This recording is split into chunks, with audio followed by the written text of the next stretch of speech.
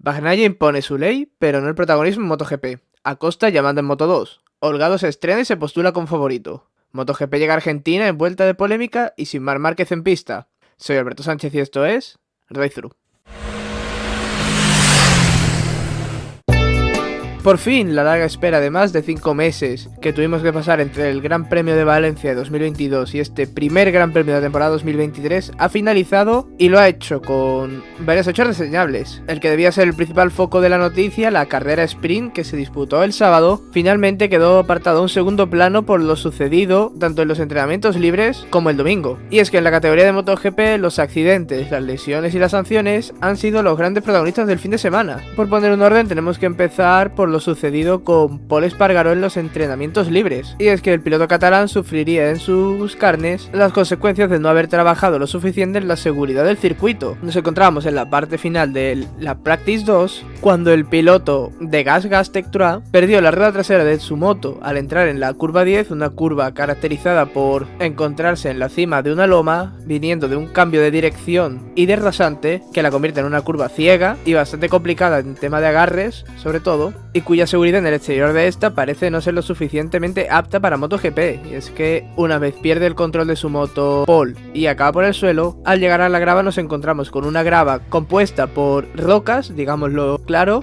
en lugar de pequeñas piedras, que en lugar de amortiguar o frenar la caída lo que hacían era acelerar el movimiento y rebotar al piloto contra el suelo. Para colmo, lo que se encontraría detrás de esta grava no sería el típico air fence, es decir, una barrera de aire pensada para amortiguar el golpe, sino una barrera de neumáticos contra la que impactaría a gran velocidad, provocándole severos daños, varias lesiones, que lo dejaron no solo fuera de combate para esta primera carrera, sino para las próximas citas. Con el tema de los airfence y la seguridad un poco en el aire, llegaríamos al sábado y se disputaría la primera clasificación del año. Una clasificación atípica pues sería, en este caso la de MotoGP, la que se disputaría primero, cuando suele ser la segunda. Y en estas circunstancias atípicas nos encontramos con una de las grandes sorpresas del fin de semana, que fue la de Marc Márquez logrando la pole position. El piloto catalán, que se vio obligado a pasar por la Q1 debido a que no logró uno de los 10 mejores tiempos en el combinado de las prácticas 1 y 2, lograría batir primeramente el récord del circuito en la Q1 y posteriormente, gracias también a coger rueda en la parte final del trazado a Enea Bastianini, lograría superar su registro de la Q1 por hasta 4 décimas.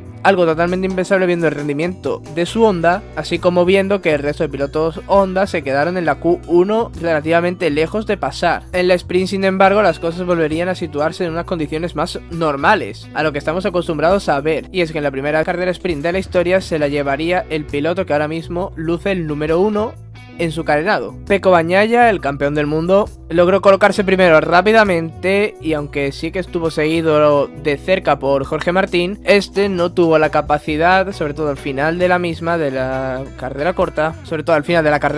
de alcanzarle y sobrepasarle. Por lo tanto, el primer espada de Ducati graba su nombre en la historia de las carreras sprint. Marc, por su parte, aunque salía en la pole, sufrió bastante para lograr el podio, y es que el ritmo de esa Honda es bastante inferior al resto y se le veía conducir un poco por encima de los límites de su moto. Sin embargo, un golpe de suerte con un fallo de Miguel Oliveira en la última vuelta, sumado a la pelea entre Jack Miller y Aleix Espargaró, posibilitaron que el piloto de Cervera terminara finalmente tercero, algo totalmente impensable, sobre todo tras la pretemporada. Una carrera sprint que no estuvo exenta de polémica debido a las sanciones, por ejemplo la que sufriría Joan Mir por su toque con Fabio Quartararo, en el cual el piloto mallorquín se iría al suelo, sino también por la no sanción a un Luca Marini que al irse al suelo en la curva 7 arrastraría con él a Enea Bastianini, provocando que este se lesionara la mano y se perdiera no solo la carrera, sino la próxima cita de Argentina. La inconsistencia en cuanto a las sanciones fue una tónica habitual, no solo en MotoGP, sino también en las otras categorías. El domingo llegaría la carrera y nos encontraríamos con una situación relativamente similar a la de la carrera sprint, pues la parrilla de salida de la misma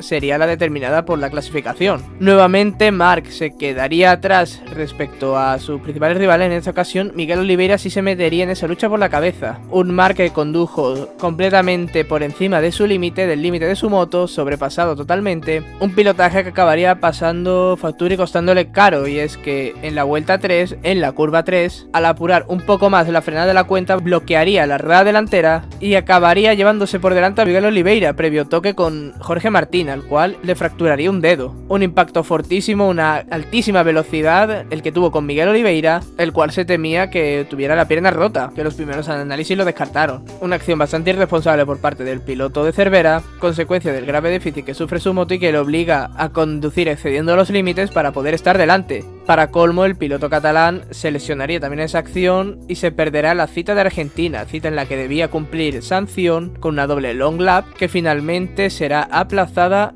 hasta la cita de Austin, cuando ya sí podamos ver en pista a Marc. Siguiendo con la carrera y con los 3 perseguidores fuera de combate, Bagnaia se encaminaría en solitario hacia la victoria en la carrera larga y un pleno del fin de semana. Algo más típico de Superbike que de MotoGP. El campeón lo es por algo, si encima cuenta con la mejor máquina de la parrilla, cada vez parece más diferenciada, poco se puede hacer contra él. Rodando muy cómodo durante toda la carrera sin arriesgar lo más mínimo, se aseguraría una victoria en un circuito en el que ya sabía lo que era ganar, ganó en 2021, y que le confirma como el firme candidato al título. En el podio le acompañarían un Maverick Viñales, que arranca muy bien la temporada, un sprint un poco más floquilla por parte de las Aprilia, terminó en una 6ª posición más que digna, y en la carrera larga, una vez se quedaron fuera de combate Martín Márquez y Oliveira, se colocaría segundo. Al principio sí que sería capaz de seguir un poco el ritmo de Bagnaia, pero rápidamente se descolgaría de este. Eso sí, un segundo puesto que confirma las buenas sensaciones de Aprilia, las buenas sensaciones de Maverick. Y ahora llegamos a Argentina, un circuito que a priori se le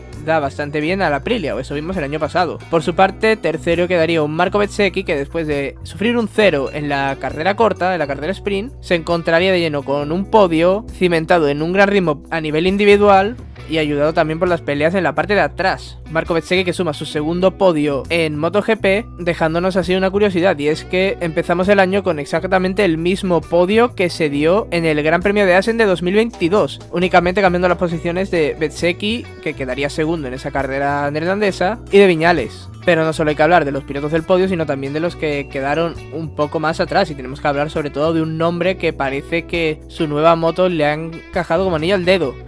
Es Alex Márquez, el piloto de Cervera, el hermano de Marc. Abandonaba el amparo de Honda y de su hermano para recalar en el proyecto de Gresini con una Ducati satélite, que está claro que sigue siendo de las motos más competitivas. Si bien es cierto que en clasificación no rindió como se le esperaba, en la carrera larga logró remontar, también beneficiado por las caídas en adelante, y llegó incluso a colocarse en posiciones de podio. Sin embargo, Bezzecchi tendría un ritmo superior y al final de carrera también sería adelantado por Johan Zarco en la última curva. Aún así, gran carrera del pequeño de los Márquez, que tiene pinta de que este año va a ser el mejor Márquez de la parrilla. Y otra de las grandes sorpresas que nos deja el fin de semana es el de KTM. Una KTM que estuvo totalmente desaparecida durante la pretemporada y que de repente nos encontramos con ambos pilotos en el top 10, tanto en la carrera corta como en la carrera larga, con un Jack Miller bastante sólido arriba, peleando incluso por el podio en ambas carreras. Fuera lo que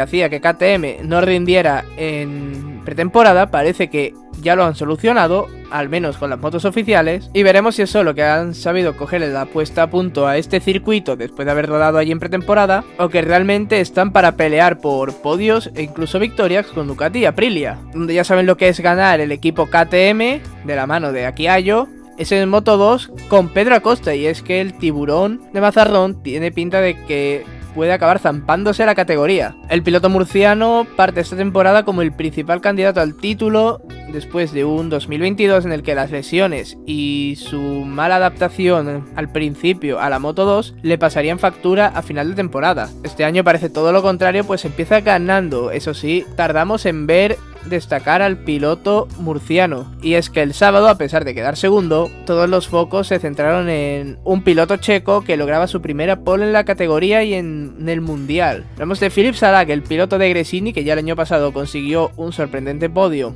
en la carrera pasada por agua de Tailandia. Ahora en Portimao se encuentra con una pole y un cuarto puesto final en carrera, llegando a pelear hasta un tramo bastante alto de la carrera con Tony Arbolino por el podio, lo cual nos hace pensar que podemos estar hablando de una de las revelaciones de la temporada. Por su parte, en la cita de Moto 2 vimos a Pedro Acosta y un Aroc Canet que parecen estar un paso por encima del resto. El piloto castellonense fue el único capaz de seguir el ritmo del de Mazarrón, yendo a su rueda durante prácticamente toda la carrera, a excepción de las vueltas finales en las es que, ya sea por desgaste del piloto del equipo Pons o porque realmente el ritmo de Pedro Acosta podía ser superior, este último acabaría sacándole algo más de un segundo para entrar en meta de manera cómoda. Sin embargo, tenemos un doblete español entre dos pilotos que estaban llamados ya desde primeras a pelear por el título. No hecho por un título al que también se quiere sumar Tony Arbolino, que empieza sumando un podio y dejando buenas sensaciones de cara a las próximas citas. Buenas sensaciones no son precisamente las que dejaron los rookies en este gran premio, y es que a excepción de la actuación de Darryn Binder, que sí que le vimos en ese top 10 durante gran parte de la carrera hasta que se fue al suelo, el resto de debutantes solo podemos destacar un 15º puesto de Sergio García, que sí logra puntuar en su primera carrera en el mundial, pero logrando solo un punto, mientras que el resto de debutantes estuvieron bastante lejos. No fue así en el caso de Moto3, donde vimos a algunos de los pilotos que se estrenaban en la categoría este año en posiciones altas de la carrera. Eso sí, la pole fue para uno de los viejos rockeros de la categoría, un Ayumu Sasaki, que logró el mejor tiempo el sábado, un piloto que está llamado a pelear por el título como ya lo hizo de manera sorprendente la temporada pasada, aunque sin embargo en carrera no le vimos tan fino o tan dominador como en aquel debut en Qatar la temporada pasada, hasta su susto y posterior abandono. Y es que la carrera fue dominada prácticamente de principio a fin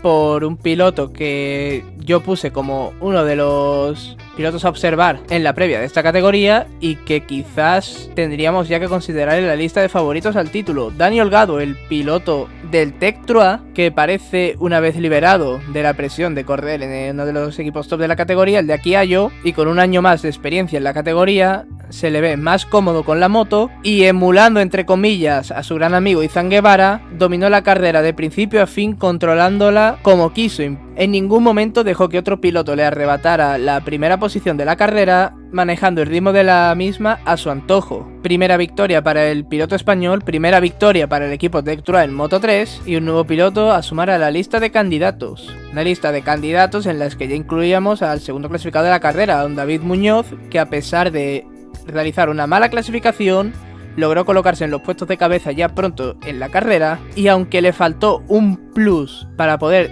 disputar la victoria a Dani Holgado, se va de Portimao con una segunda posición más que merecida y con la sensación de que esa primera victoria puede llegar en cualquier momento. Una primera victoria que es lo siguiente que le espera en su trayectoria a Diogo Moreira, el piloto brasileño, por fin. Después de una buena temporada de debut en la que lograría incluso una pole, ahora ya sube al podio por primera vez, rompe ese techo de cristal que parecía tener la temporada pasada, y si ya se le consideraba uno de los favoritos, esto no hace más que refrendarlo, aunque eso sí, tendría que lograr el podio en la última curva y por milésimas ante un debutante, un piloto que veremos cómo avanza la cosa, pero visto lo visto en Portimao, quién sabe si estamos hablando de un nuevo caso Pedro Acosta en el equipo Ayo. Y es que José Antonio Rueda, el piloto de los Palacios, no solo saldría segundo en carrera, lograría una primera línea en su primera carrera como piloto permanente en el mundial, sino que se quedaría a escasas milésimas de subir al podio en su debut. Por tanto, aquí tenemos a otro piloto que metíamos en la lista de rookies y quizá también tendríamos que desplazar a la lista de favoritos, como en el caso de Holgado. Una lista de favoritos en la que solo incluíamos a un piloto Honda, y es que parece que Jaume Masia es el único que va a ser capaz de salvar los muebles de Honda esta temporada. El piloto del GMC partía muy atrás en carrera, se le dio mal la clasificación, sin embargo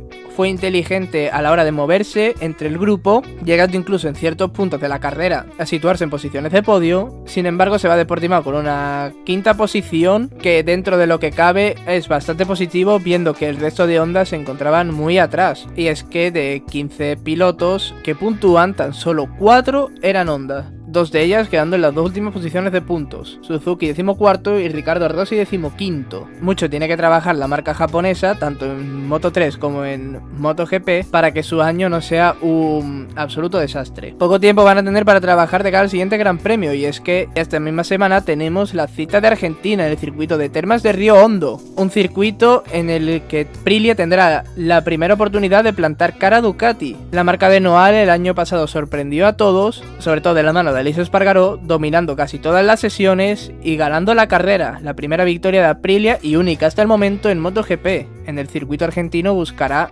nuevamente una victoria, ya sea de la mano de un Maverick Viñales, que ha empezado muy fuerte la temporada, o de un Aleix Espargaró, que ya sabe lo que es ganar en este circuito. Un gran premio plagado de bajas en clave en MotoGP, y es que serán hasta 4 los pilotos que no estarán presentes en parrilla en la cita sudamericana. Primero de ellos, Pol Espargaró, que veremos cuándo puede volver a regresar a las pistas. Miguel Oliveira, que aunque en un principio no parecía que se fuera a perder ninguna prueba, finalmente se acabará perdiendo las citas tanto de Argentina como de Austin. Marc Márquez, que como consecuencia de su caída sufrió una lesión en la mano de la cual se operó a sabiendas de que se perdía la cita de Argentina, sin embargo ni así va a poder esquivar la sanción. Y Enea Bastianini, que en principio se pierde la prueba de Termas y que es duda para Austin. Por tanto, salvo cambio de última hora, serán 18 los pilotos que tomen parte de la carrera de MotoGP en Termas de Río Hondo. Un gran premio que iniciará la acción el viernes a partir del mediodía hora española. Y es que tendremos los primeros libres, la práctica 1 de Moto 3 a las 2 de la tarde hora española. Seguirá Moto 2 a las 3 menos 10, cerrando MotoGP a las 4 menos cuarto. Por su parte, la práctica 2 se disputará Moto 3 a las 6 y cuarto, Moto 2 a las 7 y 5 y MotoGP a las 8. Sábado tendremos la práctica 3 de Moto 3 a las 2 menos 20, Moto 2 a las 2 y 25 y MotoGP a las 3 y 10, siguiendo la Q1 de la categoría reina a las 4 menos 10, con Moto 3 teniendo su sesión de clasificación a las 6 menos 10 y Moto 2 a las 7 menos cuarto. Cerrará la acción el sábado la carrera sprint de MotoGP a las 8 de la tarde. Domingo, por su parte, el warm-up, que solo disputa MotoGP, tendrá lugar a las 3 menos cuarto, con la carrera de Moto 3 dando inicio a las 4, Moto 2 a las 5 y cuarto y por último el plato fuerte MotoGP a las 7 de la tarde. Un gran premio que puede ser clave en las aspiraciones de pilotos no Ducati de cara al campeonato y que tener un final similar al de Portimao puede dejar bastante sentenciado el mismo. Eso ya lo veremos la semana que viene. Hasta entonces, a seguir dando gas.